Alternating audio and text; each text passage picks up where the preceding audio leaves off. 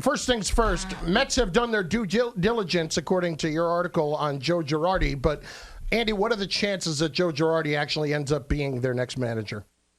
Look, it's definitely not impossible. It's something that they have had curiosity about, and Brody Van Wagenen and people with the Mets have been asking around the league a little bit about Girardi and whether or not his reputation as a very intense, often too intense, presence outweighs what everyone agrees is extraordinary preparation, great in-game management skills. So they're trying to figure that out.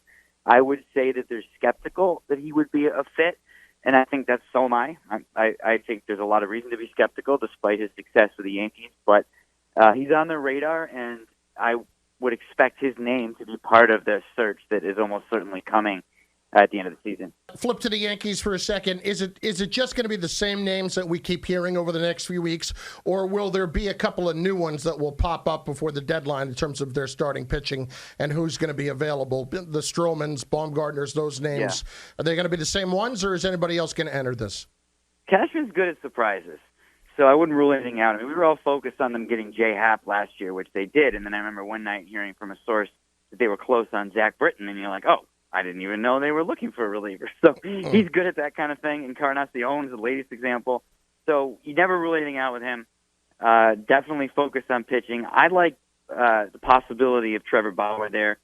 That seems like it could be a fit to me. Wheeler is something they'll talk about, as we've said before. Stroman. The question is going to be, will they bend on Clint Frazier? Because everything I understand is that they're not interested in trading Frazier, not only for a rental, but for someone who's under contract for like just a year and a half or 2 years, like Stroman and Bauer under control through next year. Do they trade Frazier for him? I think they would have a tough time.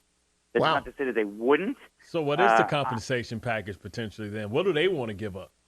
Well, they're pretty good at not giving up much.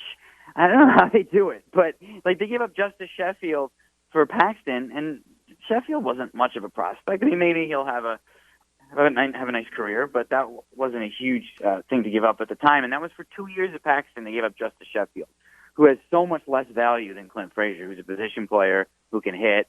We know what his issues are. So they're going to try to hold the line. You know, they got Happ for, Drury and Billy McKinney or something. So they're pretty good at dealing from their depth and keeping their high end in their system. But other GMs are obviously not going to be cool with that, so that's why the dance goes on until late July usually.